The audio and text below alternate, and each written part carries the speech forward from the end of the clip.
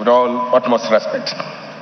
The temptation is to walk away and say thank you after listening to Alhaji Dangote and also after listening to this video.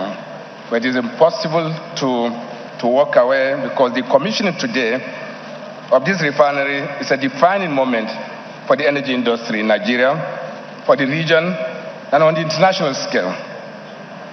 It carries the potential to support security of supply for refined petroleum products and petrochemicals in Nigeria and the region, as clearly articulated by Alhaji Aliko Dangote. It opens the possibility of genuine commercial market and step forward in our collective efforts to make Nigeria a net exporter of petroleum products to the international markets. This no doubt offers opportunity for efficiencies, better value, and improved governance as healthy competition always offsets market monopoly. The benefits will be real and tangible for consumers, as well as the economy and the country more generally. This remarkable achievement by this very extraordinary visionary is not taking place in a vacuum. This extraordinary facility that we see here today is not standing on a reinforced concrete and steel platforms only, but also on the enabling business environment that the government of our country continue to provide, and we are most grateful for this.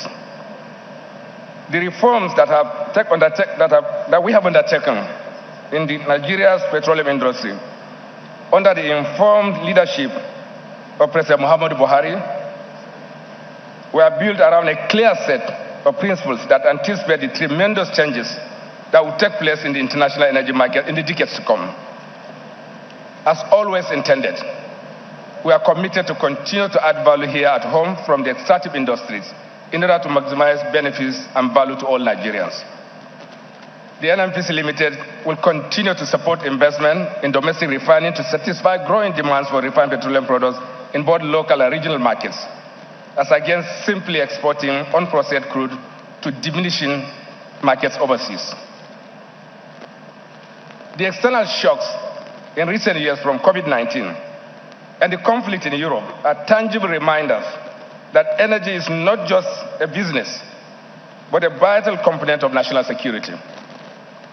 Reliable access to fairly priced energy is the key to domestic economic growth, job creation, sustained democracy, and a stable international order. As the world transits to cleaner sources of energy on account of climate change concerns, many developing countries across Africa and Asia are left to contend with energy poverty while managing the impact of climate change.